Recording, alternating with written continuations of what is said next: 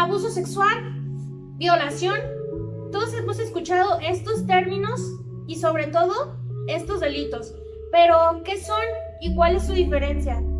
El día de hoy mis invitados especiales, Fabiola Escobedo, criminóloga, y Víctor Pérez, psicólogo y futuro abogado, nos van a ayudar a saber la diferencia. Para poder entender estos delitos, primero tenemos que irnos desde las bases, desde el criminal, las afectaciones que tiene la familia y la víctima del delito. Y bueno, vamos a empezar desde las nociones básicas. ¿Cuál es el objeto de estudio de la psicología? Bien, la psicología va a estudiar la parte que es la conducta del ser humano, tanto como sus motivaciones inconscientes como conscientes, y toda la parte que lo configura como humano, tanto como su historia familiar, su historia de vida, el contexto social y las motivaciones por lo que está haciendo el acto. De acuerdo, y el objeto de estudio de la criminología, ¿cómo entra aquí? Bueno, el objeto de estudio de la criminología se basa en estudiar el crimen, el criminal y la criminalidad. Esto para poder tener una resocialización del sujeto que comete un delito y más que nada para buscar la prevención en todo lo que es nuestra sociedad. ¿Podrías definirnos como parte por parte la definición de crimen, criminal y criminalidad, por favor? Claro, el crimen en sí son todos los delitos tipificados en el Código Penal, ya sea en el estado de Jalisco o en federal.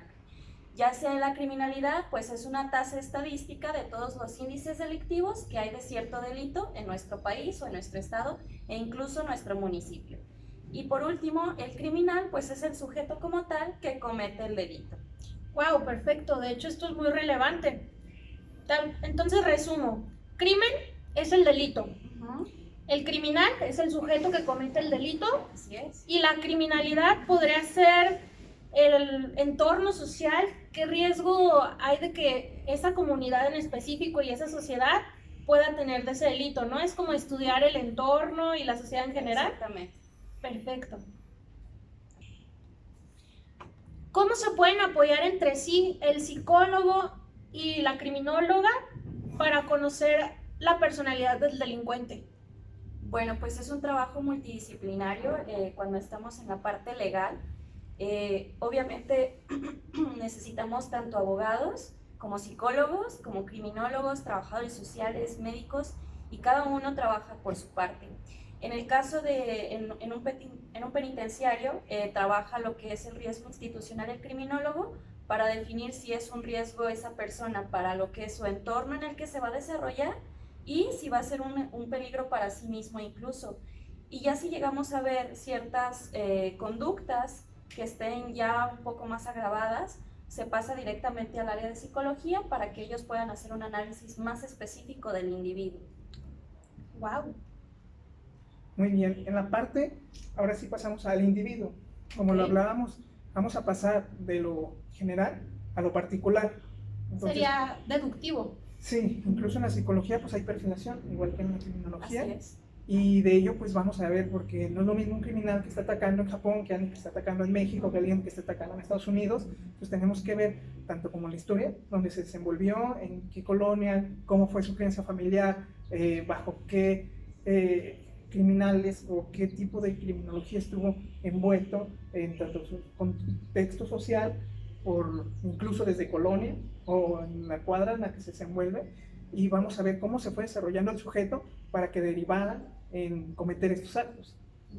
Claro, pues miren, por ejemplo, aquí el abogado entraría hasta la parte del desarrollo del delito del iter criminis, porque es súper importante la labor que hacen los criminólogos y los psicólogos y a veces no lo conocemos. En el iter criminis empieza desde que, se los pongo muy claro, es cuando al criminal se le ocurre cometer un delito y es la fase desde que se le ocurre, lo idea, lo planea, pero hasta dónde al abogado le compete. Al abogado solamente entra hasta que hay tentativa punible o ya se cometió el delito, pero para poderlo evitar es clave que hayan interferido criminólogos que estudian el perfil y sepan el porqué, y psicólogos que sepan el contexto social, a lo particular, el sujeto en específico, por qué lo hace o por qué se le ocurren estas actividades. Voy a a tener un video explicando el iter criminis para que lo busquen también en el canal. Bien, ¿qué dice la legislación mexicana al respecto? El Código Penal del Estado de Jalisco, en el artículo 175, violación, menciona que quien por medio de la violencia física o moral tenga cópula con persona mayor de edad, cualquiera que sea su sexo, esto es violación. Y se entiende por cópula la introducción parcial o total con o sin eyaculación del miembro viril en el cuerpo de cualquier sexo, vaginal, oral o anal. Y el Código Penal Federal, en su título 15, en delitos contra la libertad y el normal desarrollo psicosexual, en los artículos del 259 bis al 266 bis, lo contemplan.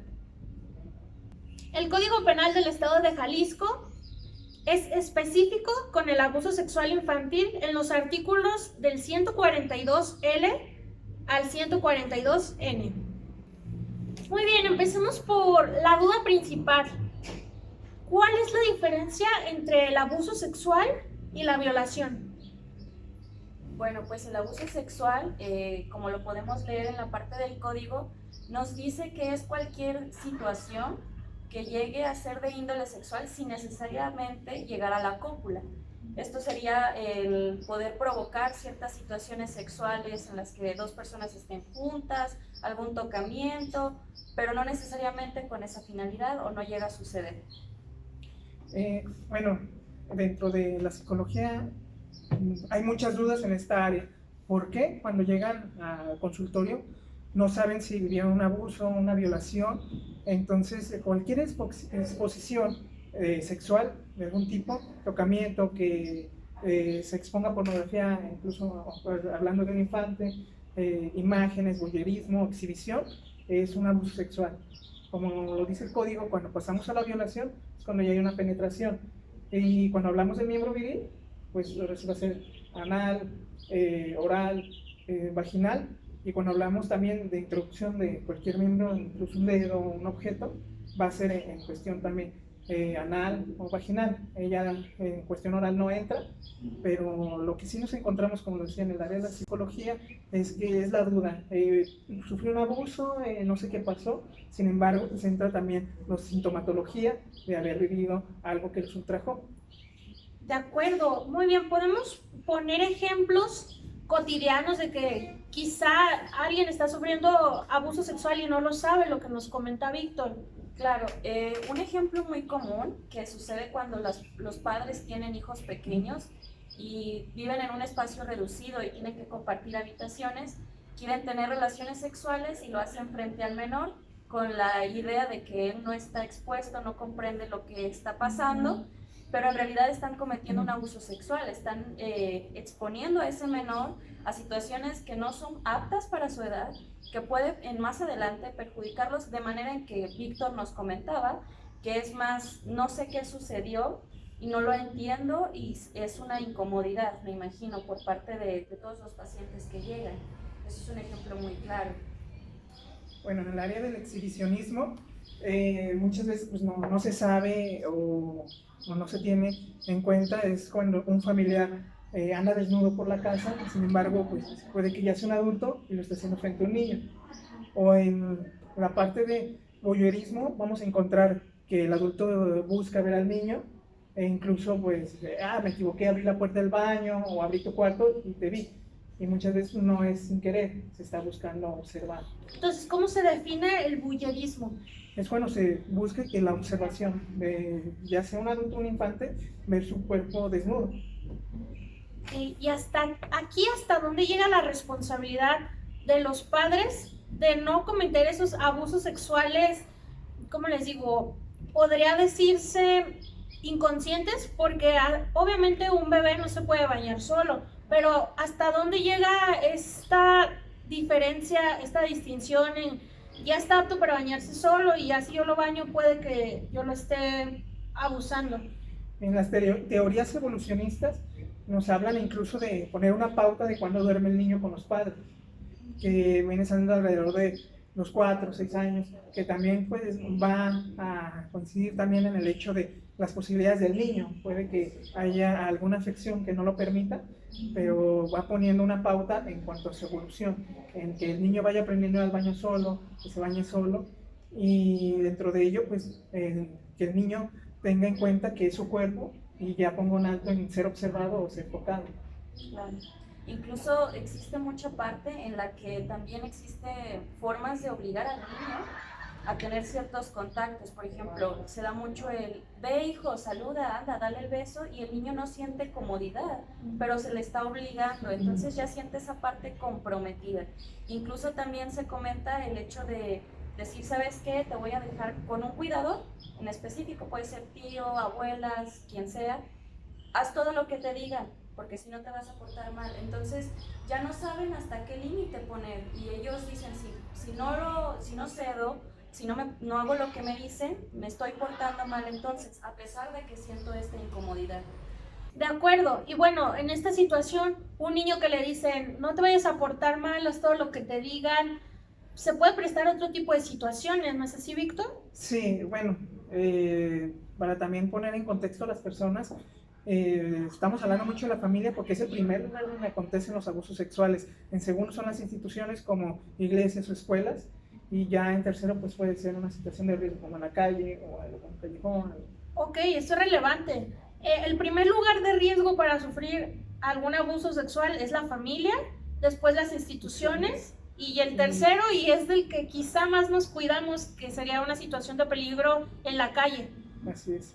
Vaya. Y dentro de lo familiar, pues hablamos de que el niño pues tiene, ahora sí que es su cuidador, va a tener confianza hacia él. Entonces aquí se presta para el abuso sexual encubierto, que puede jugar con el niño, algún familiar, y dentro del juego empezarlo a tocar o hacer que lo toque. Entonces el niño lo confunde con un juego. Porque también está el explícito, que lo está usando directamente, o el violento, que es con el uso de la violencia, con agresiones y demás.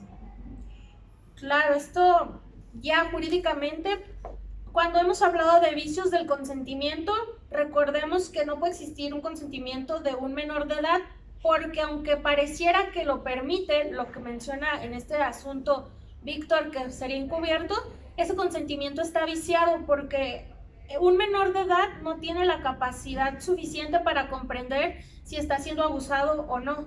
Por eso es que también esto es un delito. Aunque tú digas, ¿cómo vas a decir que un niño quería, que el niño quería jugar contigo, si el adulto es quien tenía esas intenciones? O incluso a veces se presta con niños más grandes que ellos, bueno, menores de edad, quizá no. Es una duda en el consultorio muy frecuente, cuando hay hermanos o primos que encuentran a los niños desnudos. Entonces tenemos que tener en cuenta la edad de los niños. Si los niños tienen 4, 5 años, 5, 6, si están en consecutivo, puede que haya juegos sexuales, no un abuso como tal. Pero si es el hermano más grande, tiene unos 16 y el hermano tiene unos 6 años, entra ahora sí como un abuso. Como criminóloga, ¿cómo ves este proceso de que se presenta primero en familias, luego en instituciones, y el último es el peligro de la calle? ¿Cómo esto repercute en esas familias? Bueno, la verdad es que sufrir un abuso sexual dentro de lo familiar es el abuso más difícil. ¿Por qué? Porque se tocan muchos temas. Para empezar, hay familias que la víctima habla y dice que está pasando, y la misma familia se contrapone y dice, no es cierto, no es posible porque es tu papá, es tu abuelito, es tu primo, es fulanito, menganito, y son buenos y los conocemos y no es cierto. Y empiezan a vulnerar al niño y se siente solo. ¿Por qué? Porque es el primer núcleo con el que supuestamente debería de contar el niño. Y ya se siente solo prácticamente, abandonado por esa parte. Entre lo demás, pues muy difícilmente se tiene que separar la familia y ya empieza esa división, ¿no? Y incluso hay una situación en la que las reuniones familiares ya se empiezan a volver incómodas, en que se vuelve un chisme familiar y dicen, mira, fulanita lo violó y le hice esto y pasó el otro. Y ya es cuando empieza también incluso la incomodidad, empieza un estigma dentro de la familia hacia esa persona, y se divide, o sea, es un bando entre que no pasó, entre que sí pasó, y existen estas rencillas. Y también aparte el que incluso culpabilizan o victimizan al mismo niño o niña que está sufriendo el abuso, que dice tú lo provocaste, o tú no hablaste, o tú no hiciste, y es ahí cuando empieza todavía más culpabilización por parte de ellos. O puede que a veces se le culpe al niño, ¿no? De que, ¿cómo puedes inventar eso? Claro, muchas veces dicen, inclusive, que los niños, tienes una imaginación, lo escuchaste de otro lado, eso no es cierto, tú lo inventaste. Pero prácticamente Víctor puede confirmarme esta parte, que cuando un niño relata un abuso sexual es de una manera muy particular y lo utiliza con palabras, dependiendo obviamente de su edad, va a utilizar un lenguaje específico de su edad y va a hacer relación a que de verdad ellos mismos por sí solos no pueden generar la idea de un abuso sexual en su mente. O sea, es muy específico lo que están diciendo, porque incluso dice, me tocó ahí, o en mi cosita, porque a veces los papás no tienen la costumbre de dar el nombre de vagina o pene o vulva o lo que sea para definir todos los órganos sexuales. Entonces sí lo toman mucho como su forma de lenguaje. Sí, incluso es un indicador. Cuando el niño empieza a expresar condiciones sexuales, obviamente no tiene conocimiento, lo está escuchando de alguna parte, o si lo vivió, pues lo conoció de alguna forma. El fin es de que es un indicador. ¿Por qué? Porque ya tiene el conocimiento de algo sexual. De alguna otra forma ya pasó un abuso. Entonces, como lo dice Fabiola, cuando el niño relata que sufrió un abuso, para él es muy difícil ponerlo en palabras. Y si no se le cree, viene un sinfín de sintomatología, porque no va a tener la confianza de nuevo en acudir a alguien y no tener la confianza de lo que les sucedió y poder protegerse, porque quiso buscar una ayuda y no la recibió. Además, un niño no sabe, fui víctima de abuso sexual. Él nada más sabe que no se siente cómodo. Así es. Digo, es muy natural, es una respuesta fisiológica de nuestro mismo cuerpo, incluso conectado a nuestra mente, el que no nos sentimos cómodos con la situación, a pesar de que es un niño y no tiene el razonamiento, más allá de saber, como dices, es un abuso sexual, pero sabe que es incómodo y que lo que está pasando está mal. Esa es la parte principal de todo esto, que sí sabe que está mal, específicamente no sabe el por qué, pero sabe que está mal. Vaya, es un tema muy complicado. Quédense porque va a haber una serie completa de estos videos. ¿Con qué recomendaciones tenemos que estar atentos en casa? Bueno, pues principalmente yo considero en específico darle prioridad a que conozca el niño su cuerpo y cuáles son los límites establecidos de quién los tiene que tocar, porque incluso hay incidentes cuando los niños todavía van en kinder y les dice la maestra, tengo que limpiarte. Los niños a veces incluso lo confunden como un tocamiento que no era, ya han pasado ciertos casos así. Entonces, indicar quiénes pueden tocarlos, cómo es que puede ser un abuso, que lo pueden disfrazar, hasta dónde debe de ser el límite, y que ellos mismos incluso darles esa libertad. O sea, hay que tener cierta libertad con los niños a saber cuál es la cosa que los incomoda, no obligarlos a tener un contacto con otro adulto, porque eso también ayuda a que pueda transferirse de manera más sencilla para los agresores. A nivel de prevención, es muy importante la educación sexual, porque al conocer ellos que tienen que tener un límite con su cuerpo, tanto que sean observados como tocados, hace que el niño, cuando pasa esto, pueda comunicarlo. Porque si no, no sabe qué pasó, siente culpa, siente miedo, no sabe si hablarlo o no. Entonces, no es que vamos a hablarles de cuestiones de posiciones sexuales a los niños, como a veces la gente teme cuando se les habla de educación sexual, sino saber, acorde su nivel cognitivo, con los cuidados que debe mantener con su persona. ¿Cuál sería un indicador del nivel cognitivo y cómo nos lo definirías? En cuestión de niños, bueno, digamos que vamos a un kinder, a poner un taller para niños, vamos a ver primero si algún niño ya sufrió, vienen indicadores con dibujos, con actividades, con talleres, con el habla, vamos a ver si hay indicadores y síntomas que nos puedan indicar si está viviendo un abuso. Y si no, vamos a pasar al nivel de prevención, que vamos a ver que el niño conozca su cuerpo, que tenga límites con los demás y que no puede tocar ni ser tocado. ¿Desde qué edad recomiendan que tengan educación sexual? Porque por lo que estamos platicando el día de hoy, o sea, es la primera barrera para evitar un abuso. Muy bien, Bueno, si hablamos de kinder, son actividades de juego. Sin embargo, en el juego está implícito el cómo se va a manejar en los niños un cuidado. Vamos a pasar a primaria, ya es un poco pues más libre, un poco más de que se pueda hablar el cuerpo del niño, ya conoce más su cuerpo, ya incluso pues hay divisiones en los niños, de las niñas para allá, los niños para acá, ya saben cómo manejarse.